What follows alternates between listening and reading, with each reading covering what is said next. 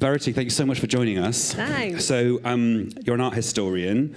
The book that you've written, The History of Art in One Sentence. I suppose you're kind of giving us those juicy anecdotes and insights into art history that take some of the stuffiness out of it, or there are some feelings or associations around art history that you're debunking a little bit.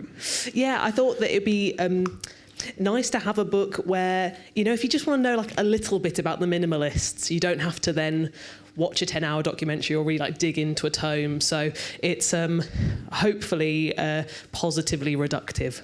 Nice. Okay. Minimal about the minimalist. Yeah, that makes sense. Yeah. Okay, brilliant. So it kind of can equip you for a kind of dinner party conversation, maybe, if you want to kind of elevate your status. Middle class occasion. Big for dinner parties. Big for dinner parties. I hope for dates. For dates, I want to be able to impress them in the Tate. Good for University Challenge. That's where we're aiming for. That's the end point. Yeah. And there is a kind of, and we will go on to that. I kind of mentioned middle class dinner parties, but there is a sort of an association around art history that is sort of like a class association, and some of that is what we'll be trying to kind of debunk. But I wondered if you could. Start with a reading or a small bit to give us a way in. Yeah, sure. So the book is 50 chapters each with an art movement or style or school from the Renaissance onwards, and there are 10 questions in each of them, and the first 5 questions are relatively sensible, and they're what is minimalism and why is it and that kind of thing, and then the second half has fun anecdotes or fun facts and things. So I thought I'd read you 2 questions from the Italian Renaissance chapter, and then each chapter also has 3 key artworks and 3 artists. So I thought I'd read you an artist as well. So the first question, which is one of the sensible questions, is what was the Italian Renaissance? It was a period in Italy in which artists emphasised compositional harmony, things looking nice and balanced, idealised figures, people looking beautiful, and anatomical accuracy, everyone's bits fitting right. My editor took a long time to try to cram the amount of sentences I was maintaining was one sentence together with. There's a lot of semicolons in this book. But then the last question in this chapter is, why does the baby Jesus look like a creepy old man? Doesn't he? Doesn't he? In paintings, Jesus often has off-puttingly strong control of his neck for a newborn. But this comes from the homunculus Christ concept, which held that Jesus wasn't like any old weak baby. He's Jesus, for Christ's sake.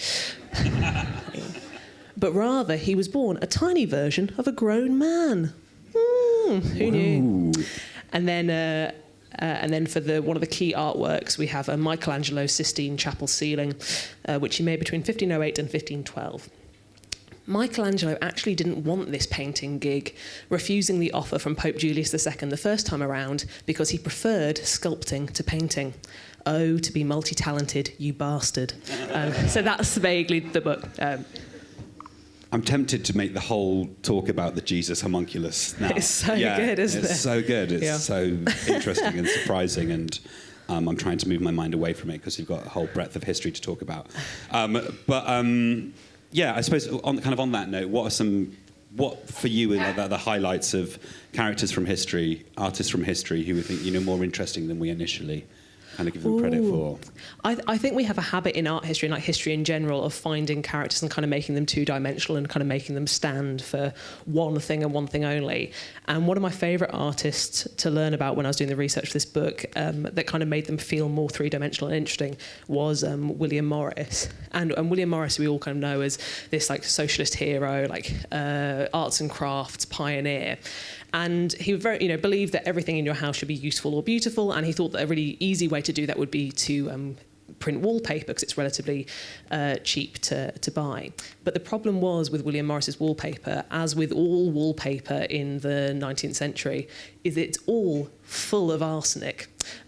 Basically, arsenic produces this really beautiful colour called Sheila's green, and if there was a colour of the year in the 19th century, every single year would be Sheila's green, and it will do you in. They think that's how Napoleon died. Yes, he had green wallpaper in his bathroom, and he liked to take long hot baths, which is really bad if your wallpaper is full of arsenic. But so William Morris's wallpaper is full of arsenic, and people start saying, "Oh, my kids keep on fainting," and he goes, "Oh, it's not the the wallpaper, it's not us. And more evidence comes about that arsenic is really bad for you. And he goes, it's not us, it's not us. And the thing that made me really interested in William Morris is that we think of him as this like socialist hero, but basically it turns out that William Morris at the same time was heir to Europe's largest copper mine, which is where you get arsenic. So he is getting rich from arsenic wallpaper, not just producing it, but also manufacturing it. And that's made me like him more, like as a character, like that's more sort of developed and interesting, I think. Like them more is, I suppose, in a way that it takes them away from like a verified status and humanizes them, and you kind of go like, oh, you can see them as like a flawed person with contradictions rather than some kind of saintly figure or conduit for the divine that's come back and given us all artistic inspiration and doesn't have this like human complexity. And I was wondering, kind of on that note, I suppose. You've done a lot of work in art galleries at the British Museum, the National Gallery as well, and we think of kind of art galleries often as these sacred spaces that have a whole ritual around them where you turn up and you sip wine and you say intelligent things about the work, or if you're a certain kind of person, you just turn up with a load of money and influence the market.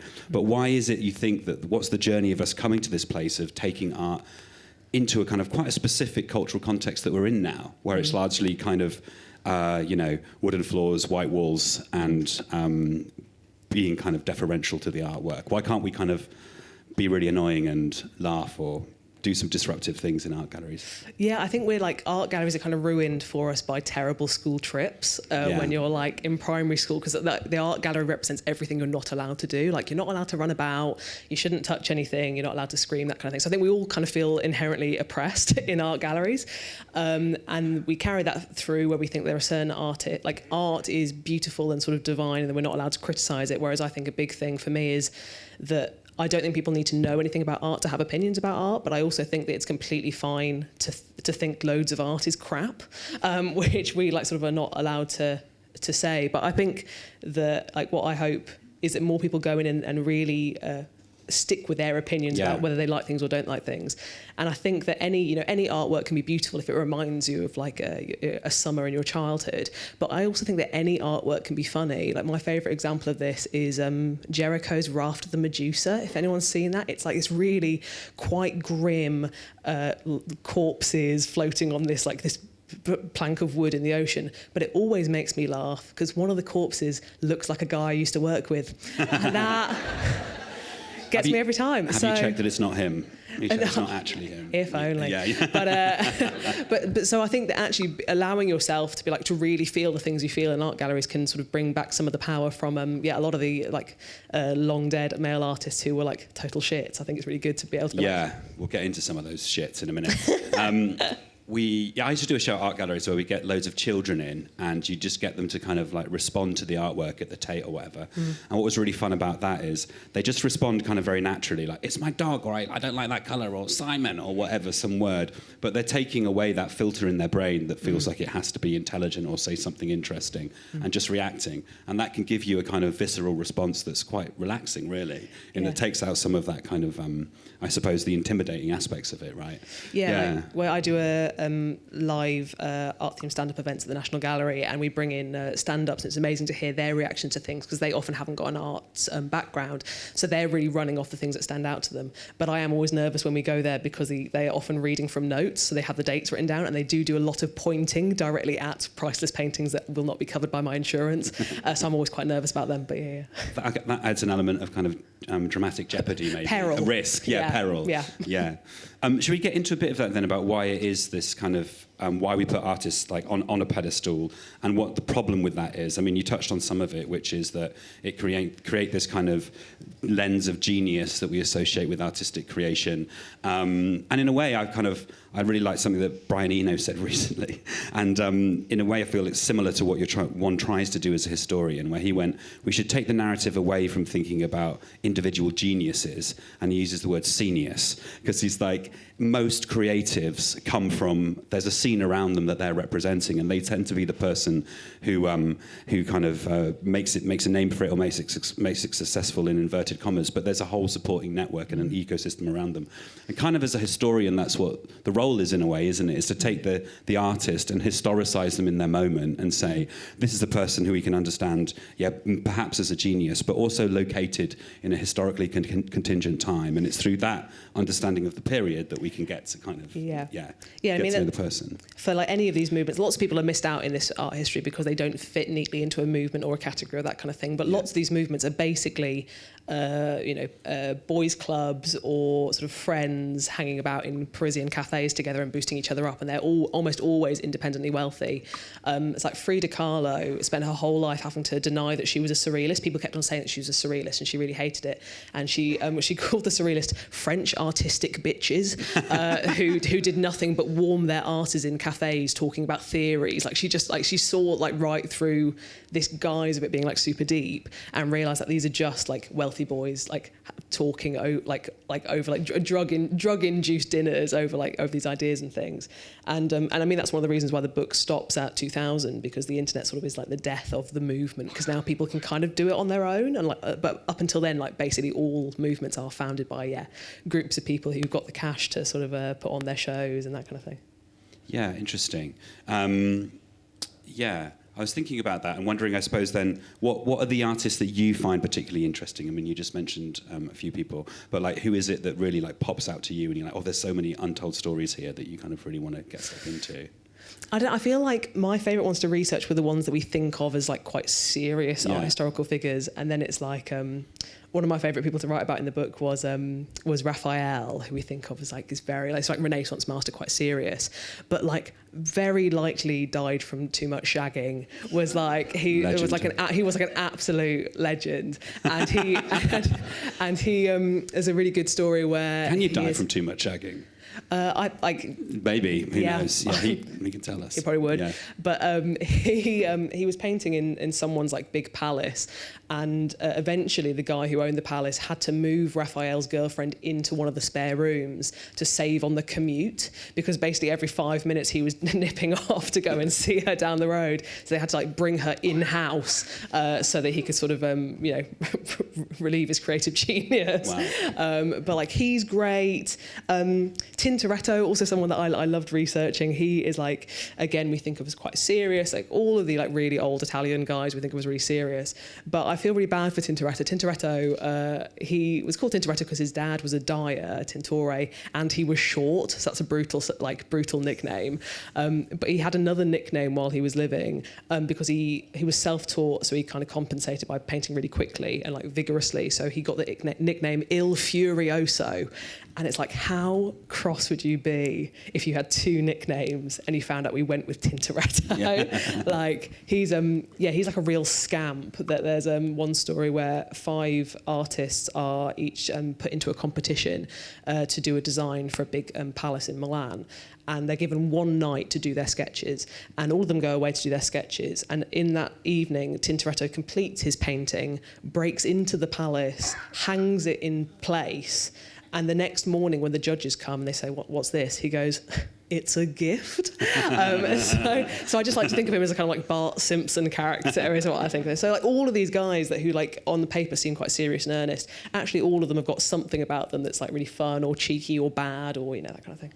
Okay, so so you seem to have like quite a lot of interest in the Renaissance from what you're saying, from that kind of period, kind of jumps out to you. Are there any more recent artists, I suppose, like, or how that art kind of sums up more recent moments, or like the YBAs in London, for example, like summing up that moment of kind of the way that capital interacts with art, and playing artists like Gavin Turk, for example, playing on that kind of idea of the idolization of the artist, and.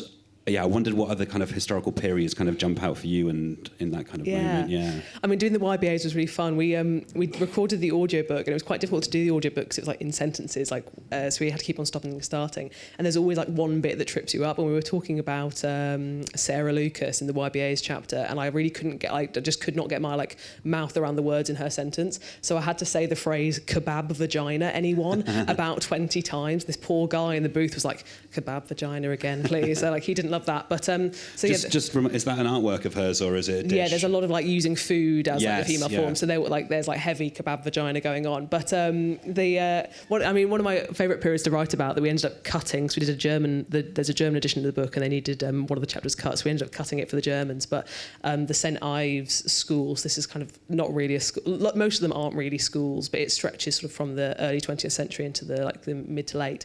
And one of my favourite people to learn about was Barbara Hepworth, who we think of, there's lots of women in the book, but Barbara Hepworth is maybe one of the more famous. We think of her as like a real feminist artistic icon. And I loved learning that she was basically a real pain in the arse. Everyone hated Barbara Hepworth. The children in St Ives nicknamed her the Witch of St Ives. And she was just like really hard work. And basically she didn't like the idea that anyone would think that she didn't make all of her sculptures herself.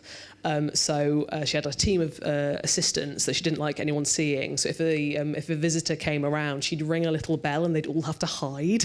Like, she sounds horrible. And that was as fun to learn about who actually is kind of like a low-key villain as those who were like real, fun heroes, And just to ask a kind of very unfair but like reductive question, obviously there's been a lot of debate recently, and I mean historically it's an enduring one, about how you separate the artist from the artist, whether the art from the artist, whether or not you can. And that's particularly acute when it comes to like problematic male figures. Picasso, for example, who has aged badly in terms of his kind of personal history and his sexuality.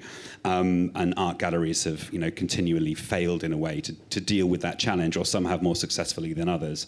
I mean, Anna Mendieta, people like that. How do you think, just to ask a kind of slightly spicy, unfair question, in your role of kind of trying to humanize and round out artists that we've historically kind of revered, how does that play into this feminist debate about how we, and a kind of newer debate about how we kind of are able to deal with very problematic people? I think I'm kind of pro not separating the art from the artist, because sometimes I think I don't even like art. I just like people behaving badly. Right. So I think that actually by not separating them, you bring more nuance to the artworks. And I think for particularly like Picasso, people like Eric Gill, like really like super bad, like real villains. I think that part of their comeuppance is us remembering the horrible shit they did when we look at their art. And I don't necessarily think that takes away from the quality or the enjoyment of the art necessarily, but I think that's part of their sort of karmic punishment, is that we all remember that, like, and also to be able to laugh at these things and go, actually, Picasso, like, pathetic little guy, I remember I hadn't ever, like, when I was first learning about Picasso, all I'd ever seen of Picasso was a picture of him as like quite an old man painting in his studio in his pants. So when like we were talking about Picasso being this like real Lothario, I was like, what, the guy in his pants, that guy, like, and that's part of the comeuppance, I think. Yeah, interesting. And it's kind of like, I suppose then it's remembering that, like, doing the intellectual project to kind of give those figures like flesh and bone, and with warts and all, kind of remember their bad bits as well. And that's what's really great in the book, those kind of like those stories and the kind of villainous behaviour from a lot of them as well, which is funny and also upsetting.